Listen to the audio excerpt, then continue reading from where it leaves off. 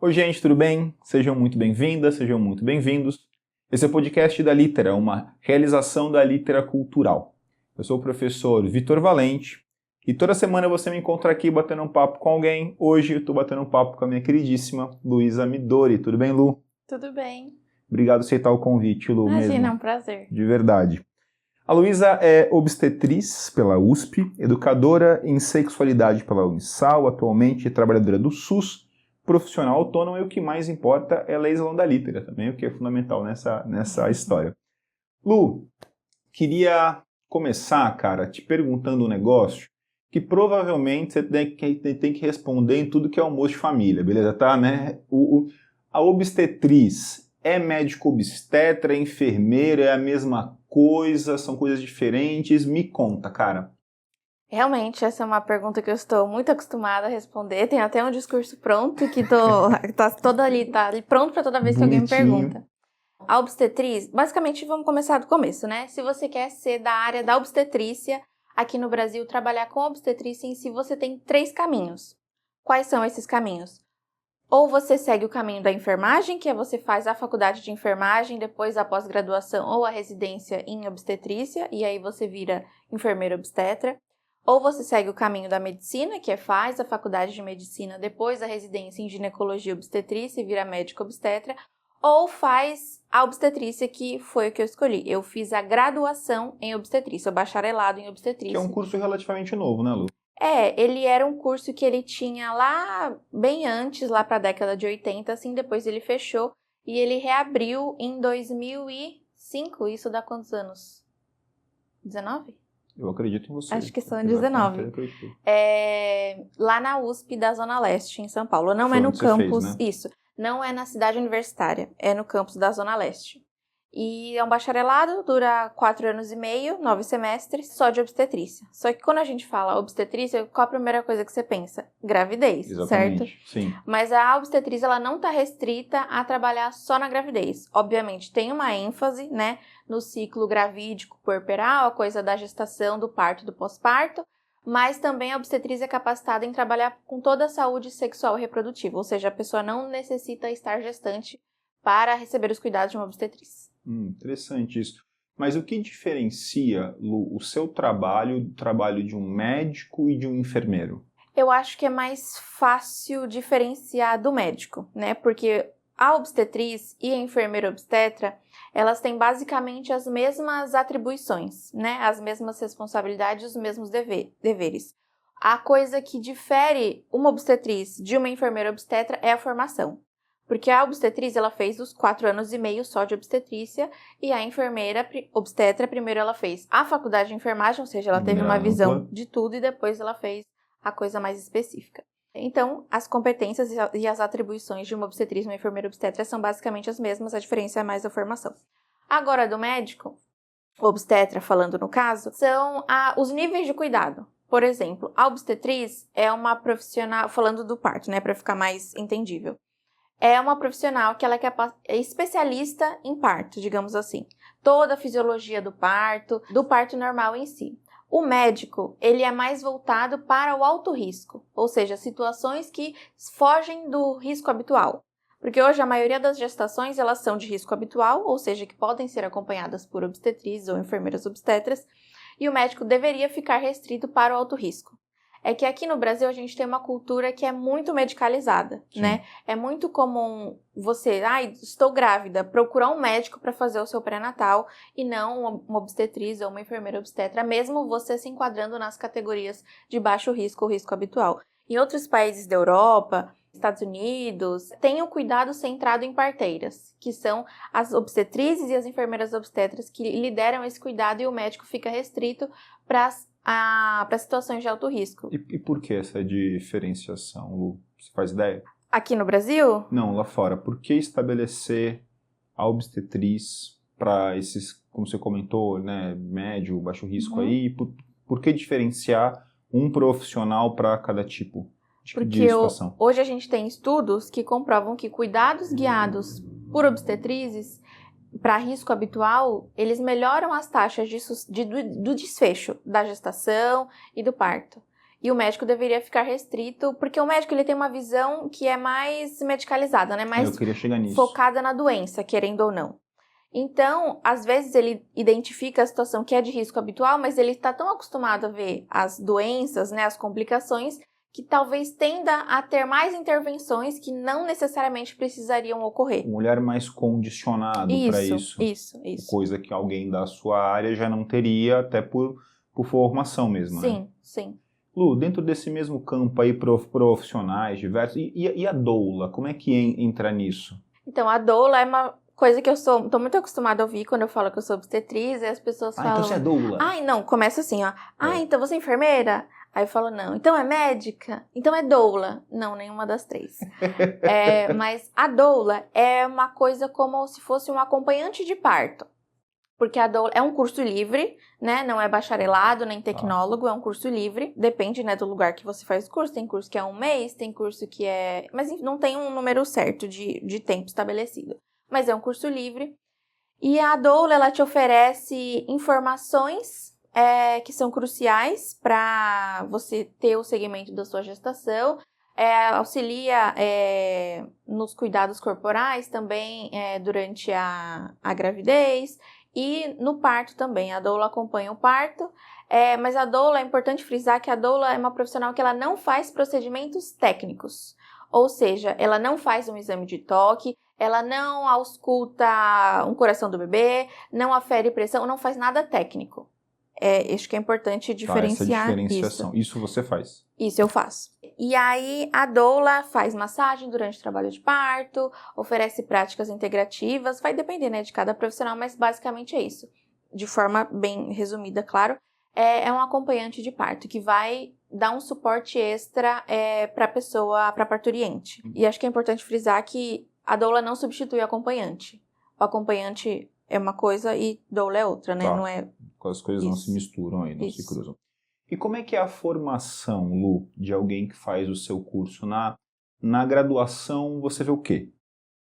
A graduação de obstetrícia, primeiro a gente começa com um ciclo básico, que é um conjunto de matérias que todos os cursos da EASH, que é o campus onde eu estudei, que é a Escola de Artes, Ciências e Humanidades, tem que fazer. E aí depois a gente começa as matérias da obstetrícia. E aí a gente aprende coisas de todos os sistemas do corpo, tem as disciplinas focadas na gestação, anatomia e fisiologia, fisiologia do parto, assistência ao parto, emergências obstétricas, cuidados com o recém-nascido também, porque a obstetriz ela pode prestar cuidados ao recém-nascido até o período de recém-nascido, né, até os 28 dias de vida. E também a gente tem outras coisas que eu acho que é uma coisa que difere da formação da enfermeira, por exemplo. Okay. A gente tem disciplina de educação em saúde, tem disciplina de gênero, de sexualidade, de políticas públicas em saúde da mulher, uma visão mais ampla. Mais que um olhar só biologizante, por assim dizer. A gente fala que o curso de obstetrícia ele é um curso biopsicossocial. Interessante. Tá, muito bom. E como é que esse curso vem para Lu? Sim, de onde você tirou a ideia do eu vou nesse negócio aqui, acho que esse xizinho aqui que eu vou marcar lá na FUVEST? Eu falo que eu sempre quis fazer obstetrícia, tipo assim, nunca quis fazer outra coisa. Quando as pessoas estão ali naquela fase, né, de escolher o curso que vai fazer, sempre a gente escuta, né, eu tô entre esse e esse. Eu nunca fui essa pessoa. Eu nunca quis fazer outra coisa. Legal. Eu sempre quis ser obstetriz. Mas aí, né, entra em como eu descobri que existia obstetrícia, porque eu nem sabia que existia como é que chegou no curso? Eu sempre soube que eu queria ser da área da saúde, tipo assim, uma coisa meio intrínseca minha, assim, já sabia que eu ia ser da área da saúde. Qual é o primeiro curso que você pensa quando você quer ser da área da saúde? Medicina? Em geral, medicina. E aí, beleza, né, só pensando nisso, mas nada muito mais aprofundado. Aí, quando eu tinha, acho que uns 16 anos, assim, mais ou menos, eu descobri que existia o curso de obstetrícia naquele site Guia do Estudante, famosíssimo. Que existia o curso de obstetrícia, eu fui pesquisar, fiquei vendo vídeos e não sei o quê. E aí falei, gente, nem sabia que isso existia, acho que é isso que eu quero fazer. Então você chegou a cogitar medicina, foi isso?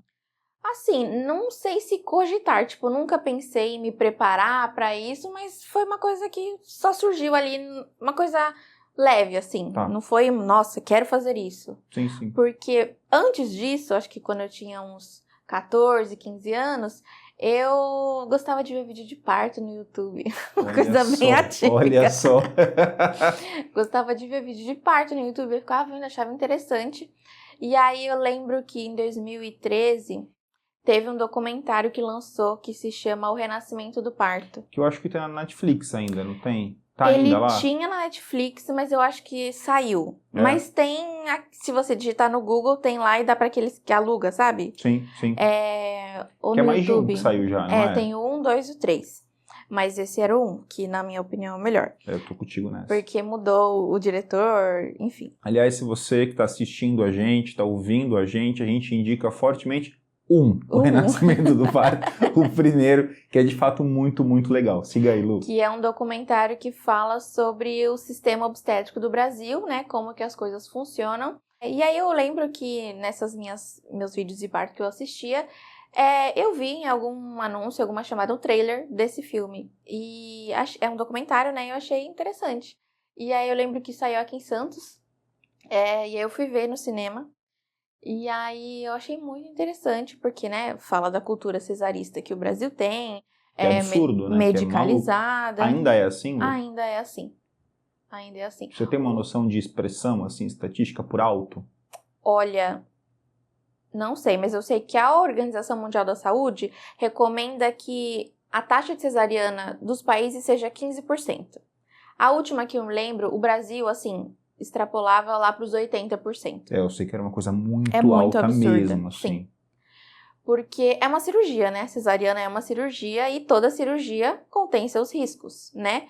E é tipo assim, nossa, quero tirar o meu braço hoje. Você pode fazer isso? Não. Espero que não, pelo menos. E por que você poderia, sem ter uma indicação concreta, né? Existe, né, uma cultura muito medicalizada no Brasil, e também uma coisa que põe medo no parto normal, porque tem-se a ideia que é uma coisa muito sofrida, dessa coisa negativa mesmo, e as pessoas tendem a optar pela cirurgia como se fosse uma coisa mais tranquila. Eu queria te perguntar exatamente isso, de onde vem... Será que eu terminei de responder? Que eu já a gente vai voltar, tá tudo bem, esquenta a cabeça não, tá? De onde vem essa cultura que estabelece números tão altos, porque é discrepante demais. Tem que ficar nos 15, 80 e tantos, e você entende que vem dessa lógica de medicalização de fato? Eu acho que é um conjunto de fatores. A gente tem a lógica medicalizada, né, focada no médico e focada na doença, digamos assim. E também tem a cultura do Brasil, né, que o parto normal ele é visto como um sofrimento e é visto como uma coisa... não sei se posso dizer assim, mas uma coisa como se fosse coisa de gente pobre. Tipo assim, agora que eu tenho condições que eu ascendi, por que eu vou me prestar isso se eu posso pagar uma cesárea? Uma lógica meio patologizante do parto normal, né? Como se fosse isso, como se fosse ruim, maluco isso, né? Sim, tipo assim, a medicina evoluiu tanto, por que eu vou querer passar por isso se eu posso fazer uma cirurgia e ter o bebê sem dor? Sem dor entre aspas, né? Porque, enfim, muitas aspas. É um conjunto de fatores, e aí a gente tem a parte que é muitos mitos que acercam o parto normal, né? Tipo assim, se você pergunta, por exemplo, eu nasci em 1998, nasci de cesárea, pergunta pra minha mãe qual foi a indicação da cesárea, por que foi cesárea? Porque a médica falou que não tinha passagem. Aí você pensa, né? São muitos mitos que estão envolvidos nisso. O que seria se não ter passagem, né? Na hora que o bebê não tinha espaço para o bebê passar. Como que você sabe se não tem passagem ou não? Se você não esperou o trabalho de parto, você olhou ali, botou um raio-x ali na sua cabeça e falou, esse bebê não vai passar. Não vai rolar. Não vai rolar. Ou, não dilatou. Não dilatou porque você não esperou o tempo suficiente, né? Porque cada corpo funciona de um jeito. Vai ter um tempo pra isso? Sim. Ou, uma coisa que é muito comum. O cordão tava enrolado no pescoço. Clássica essa. Que dá um medo danado na mãe, clássica, obviamente. Não, e assim, pensa, você, uma pessoa leiga, o médico te fala isso, seu filho vai morrer porque o cordão tá enrolado no pescoço e precisa fazer uma cesariana. Você vai contestar? Não, vai topar Não na vai. hora, lógico. Só que assim, né? Voltando do cordão enrolado no pescoço. O bebê, quando ele tá na barriga, por onde ele recebe oxigênio e nutrientes? Pelo cordão umbilical. Porque ele tá numa bolsa de líquido amniótico. Ele não respira igual a gente, pelo nariz. Ele vai passar a respirar pelo nariz quando ele nascer. Até o momento ele respira, né? Fazendo a respiração troca gasosa pelo cordão umbilical. Então ele recebe todos os nutrientes que ele precisa pelo cordão e o cordão é composto por uma substância gelatinosa. Então o bebê pode dar cambalhota na barriga, pode se enrolar, o que for, não vai acontecer nada com ele. Olha só. Existe de fato uma construção que ela é multifatorial, né, mesmo, né, Lu? De fatores que vão colocando esses números gritantes. Mas você falava do filme, a gente deu um balão danado aqui, e aí assistir ao filme foi um dos elementos aí que te atentou para essa área. Sim, quando eu vi o filme eu falei, gente, é isso que eu quero fazer. E aí abri meu olhar para essa coisa de ter noção, né, de como era o sistema obstétrico do Brasil, uma coisa meio de vou ter que remar contra a corrente. E aí vi o curso de obstetrícia, e aí gostei, comecei a procurar coisa na internet, né, no YouTube. E eu acho que foi esse ano, isso foi 2013, aí 2014 eu tava no segundo ano do ensino médio, aí eu fui prestar a FUVEST como treineiro, só que eu não sei se ainda é assim, mas na minha época, aquelas, para treineiro você se inscrevia em exatas, humanas, biológicas. Continua do mesmíssimo jeito. E aí, se você se inscreve assim, você não presta para nenhum curso específico, né? Só nessas 3 áreas. E aí eu falei, bom, vou botar aqui que eu já tô no 3º ano, né? E me inscrevi para a obstetrícia. E aí eu fiz a primeira fase da FUVEST e aí eu passei para a segunda fase. E isso aqui, enfim, tinha uma viagem marcada, acabei não fazendo a segunda fase. Isso foi em 2014. E aí em 2015, quando eu estava no 3º ano de verdade, né? Aí eu fiz o vestibular normal. Pra valer. E aí deu certo. E aí deu boa. E aí eu ficava pensando, né? Precisa dar certo, porque não tem outra possibilidade de coisa que eu queira fazer. Esse é o plano A, o B, o C. Sim. E nesse ano, 2015, foi o primeiro ano que começou a USP abriu pro Enem. Foi o primeiro ano. Mas eu passei pela FUVEST. Pela FUVEST direto. Pela FUVEST, isso. E você trabalha hoje também no SUS, né, Lu? Queria muito ouvir de você como é que é trabalhar dentro desse sistema. Me conta aí, como é que é o rolê ali, cara? Eu acho que quando a gente tá na faculdade, pelo menos na faculdade de obstetrícia, eu acho que é uma coisa, talvez, uma cultura da universidade pública, né? Que você faz os estágios no Sistema Único de Saúde, né, no SUS, e você tem uma visão que é mais voltada para a saúde pública, né? Então, eu sempre quis trabalhar no SUS, sempre foi um desejo meu. E aí, eu comecei a trabalhar no SUS, e aí eu acho que é uma vivência muito importante. Porque, principalmente assim, para mim, que eu trabalho num hospital de alto fluxo, né, e porta aberta. O que é porta aberta? Que é qualquer pessoa que passe lá vai ser atendida. Não tem aquelas coisas de regulação que precisa passar por um serviço para ser encaminhado por outro, enfim. Correto. Então, você vê muita coisa em relação a número, a quantidade, né? Você vê muitos casos e muitos casos que diferem entre si. Por exemplo, desde as coisas mais simples até as coisas mais complexas e coisas que são, às vezes, muito distantes da nossa realidade, por exemplo, de diferença de classe social, situações, às vezes, de vulnerabilidade social, muitas questões que, por exemplo, muito provavelmente num serviço particular você não teria esse volume de experiência e de volume mesmo, de quantidade. E o que você faz exatamente hoje no SUS? Qual é a sua função ali dentro, Lu? Eu sou obstetriz, né, no hospital, e aí, depende do dia, eu cubro 3 setores, né? Pronto-socorro ginecológico obstétrico, maternidade, alojamento conjunto e o centro obstétrico. O pronto-socorro é a porta de entrada das pessoas para o hospital, onde elas chegam com as queixas e aí vão ser vão ser triadas, eu faço acolhimento e classificação de risco, né? Então eu recebo a queixa da paciente e classifico o risco dela, né? Entre não urgente, urgente, urgência em todos os níveis. Aquela pulseirinha que a gente recebe no hospital, sim, amarelo, azul, essa pulseirinha.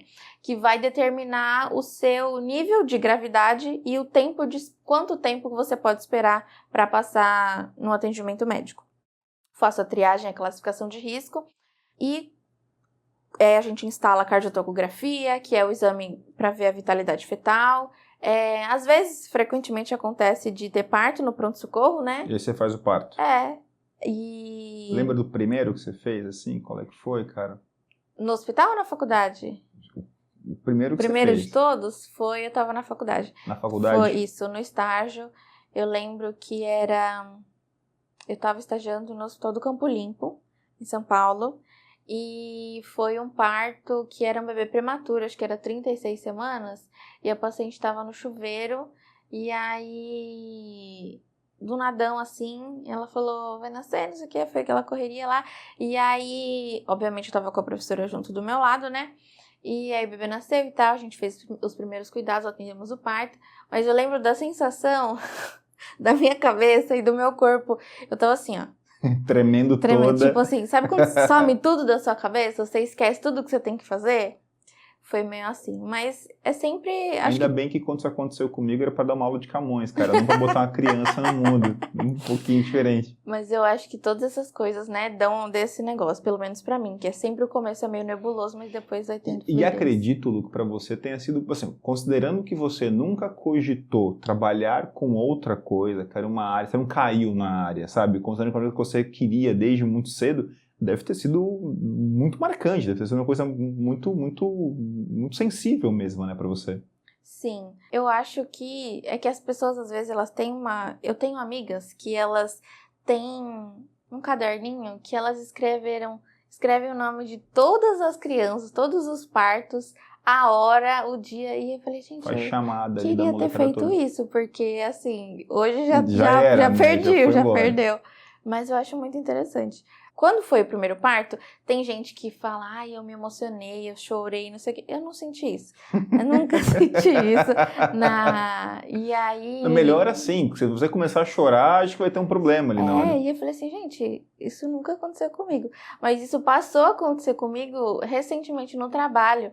Mas não em todos os casos, né, às vezes. Porque quando a gente trabalha no SUS, né, tem a questão de diferença de classe social, enfim, a maioria das gestações, elas não são planejadas, falando isso empiricamente, tá, da minha prática.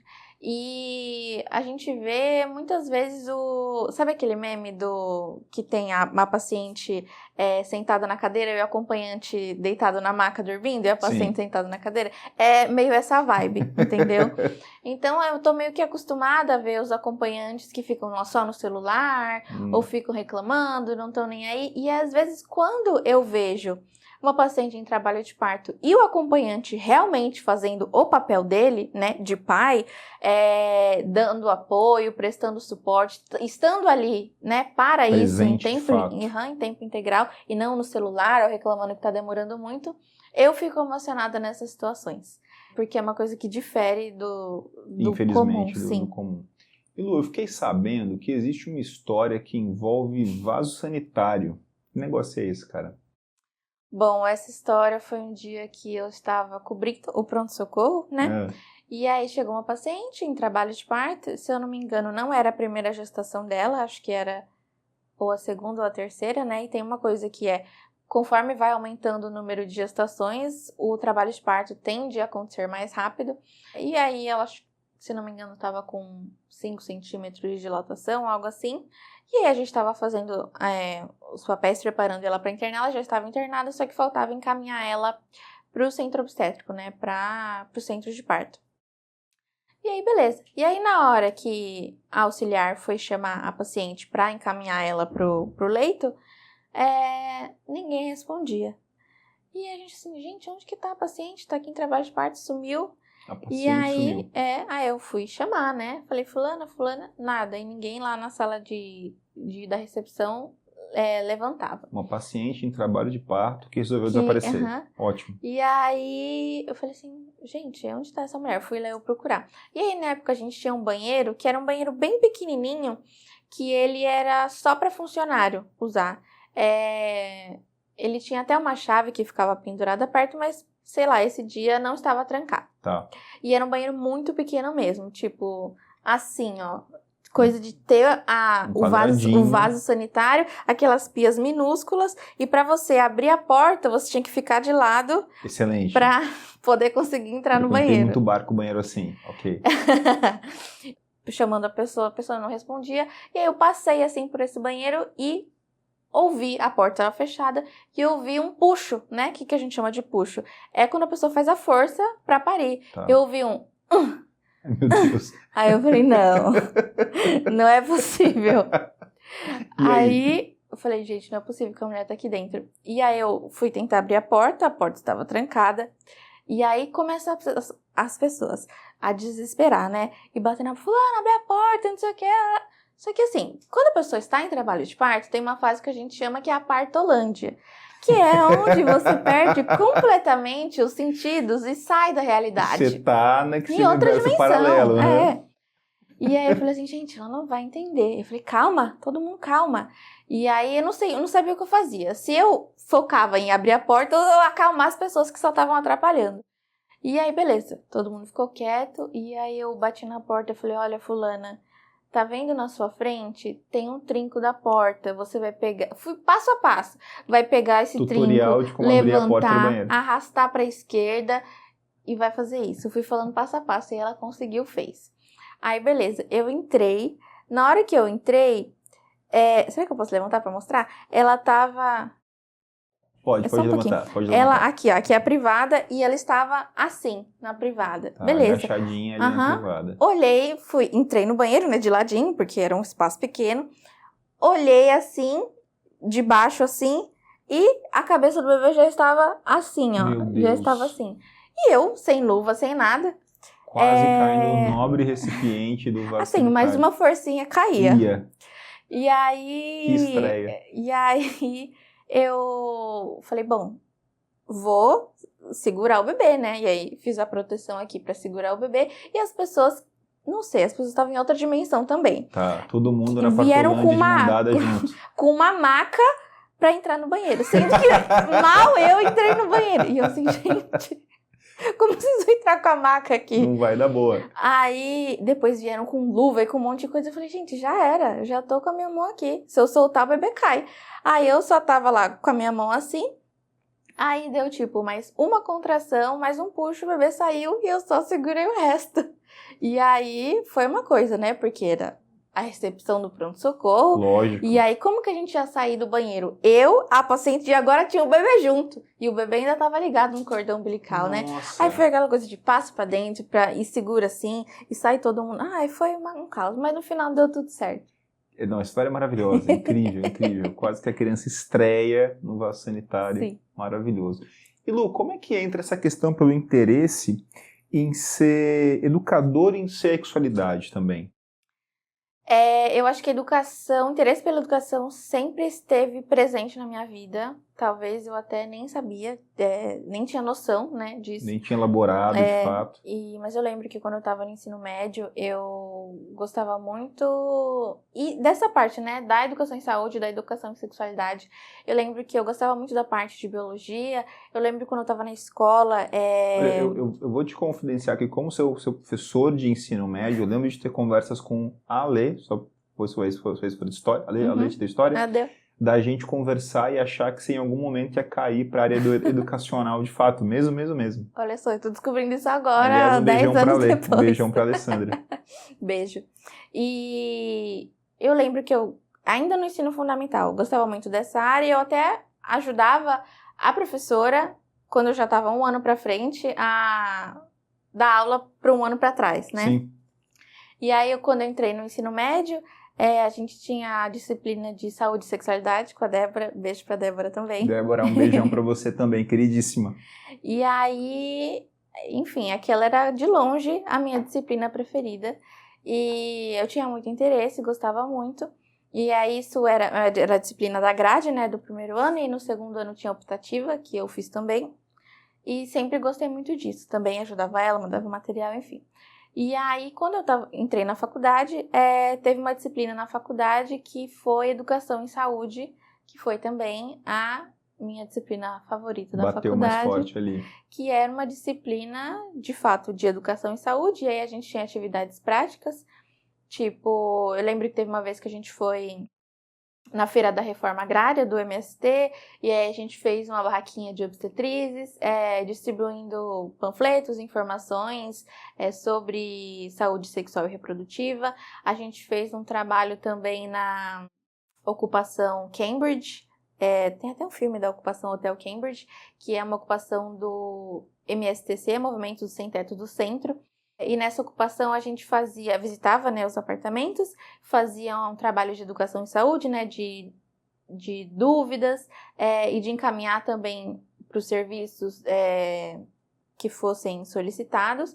E eu fiz uma extensão também, né, um projeto de extensão na faculdade também, na ocupação Cambridge, que era de reforço escolar para as crianças e para os adolescentes. Que legal. E meio nesse reforço escolar a gente também tinha práticas de educação em saúde, né, tipo escovação de dente. Era basicamente sobre a demanda, né, a Sim, demanda que a gente o que recebia, chegava. o que chegava a gente dava conta.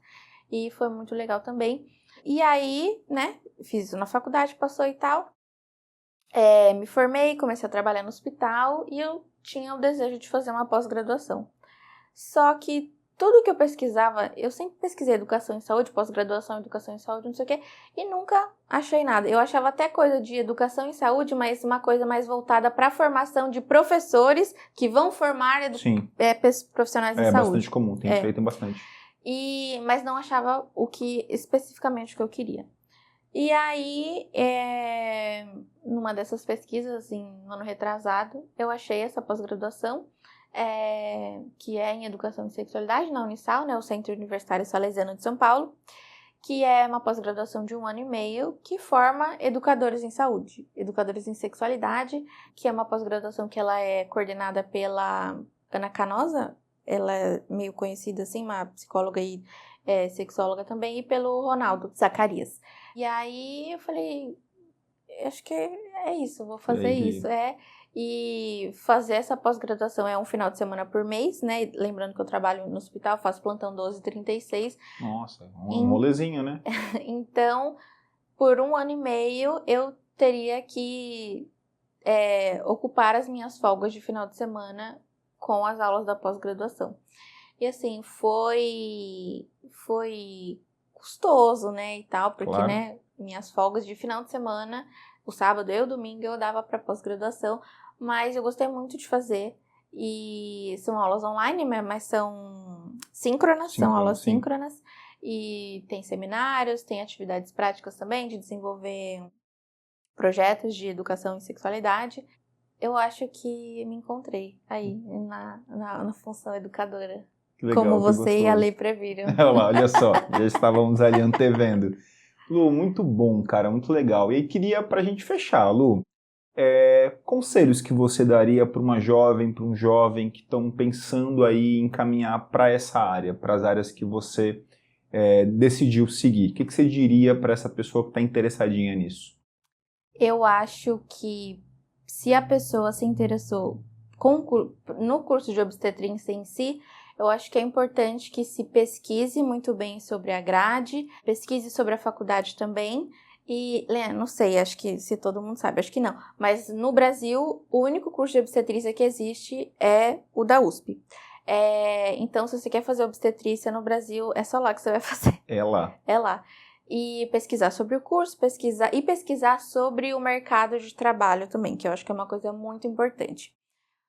Porque não é um mercado de trabalho fácil, tá muito longe de ser uma coisa fácil, porque, falando de grosso modo, assim, os hospitais não estão interessados em contratar obstetrizes. Eles preferem contratar enfermeiras obstetras. Por quê? Porque é mais vantajoso para eles em termos, né, de funcionar em termos financeiros. Sim. Porque uma obstetriz, ela vai ficar restrita no centro de parto normal, na maternidade, alojamento conjunto e pronto-socorro ginecológico obstétrico. não vai poder cobrir uma UTI, não vai poder cobrir um centro cirúrgico, por exemplo. E se você contrata uma enfermeira obstetra, né? Antes dela ser enfermeira obstetra, ela é enfermeira. Então, você joga para qualquer canto. E é uma coisa ruim no sentido de mercado de trabalho, mas é uma coisa boa também quando você já tem o trabalho que você sabe que você não vai ser jogada para outro lugar que você não tem domínio. Então, acho que saber sobre o mercado de trabalho é uma coisa muito importante e ver se é o que faz sentido para você, o que faz sentido na sua vida. Muitas obstetrizes são autônomas, né? Atendem particular. Enfim, eu brinco que ser obstetriz, você pode fazer muitas coisas e ao mesmo tempo você não pode fazer nada. Você pode fazer muitas coisas porque você pode ir para várias facetas, né? De educação, gestão, assistência, enfim, várias coisas, docência. Mas o mercado de trabalho, falando mercado de trabalho, eu digo ser contratada, né? Tipo, uma carteira assinada ali. É bem restrito, mas você pode fazer milhares de outras coisas, mas tudo depende, né, do que você quer seguir na sua vida. Se você pretende ser contratada num lugar, se você pretende ser PJ, Sim. Depende. Então, pesquise bastante, esse é o meu conselho, pesquisar bastante. Vai atrás, molecada, e se saber liga. onde vocês estão se enfiando. Pessoal, espero muito que vocês tenham gostado dessa conversa. Antes de eu encerrar a conversa, eu já ia fazer isso, já para aparecer um dedinho ali atrás da câmera, eu falo, não esquece que a gente tem presente para convidado. Eu vou pegar as lembrancinhas da gente para você, Lu. Nossa canequinha da Litera Cultural. E a nossa fofura da nossa ecobag. Muito chique, muito também obrigada. Para você. Amei. Muito bonitinho, né? Muito legal, muito legal. Agora sim, espero muito que você tenha gostado dessa nossa conversa, desse papo com a Lu. Eu adorei, sempre bom bater um papo com você, Lu, desde sempre. Eu também gosto. Mesmo. Gente, se você gostou, se você está assistindo a gente, não esquece de curtir o vídeo, assinar o canal, fazer tudo aquilo que você sabe que você tem que fazer e que você safado não faz. Não esquece também, se você está escutando a gente, de curtir esse episódio também no seu agregador de podcast. Eu te encontro na próxima semana com uma outra conversa. Um beijo para todos vocês. Até a próxima. Tchau, tchau. Tchau.